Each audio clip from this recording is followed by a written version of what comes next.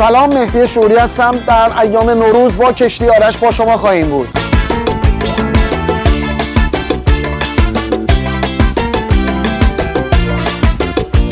با سرو شراب قرمز، شراب سفید، آبجو و کوکتل ودکا و انواع آب میوه در خدمتتون هستیم در کشتی آرش.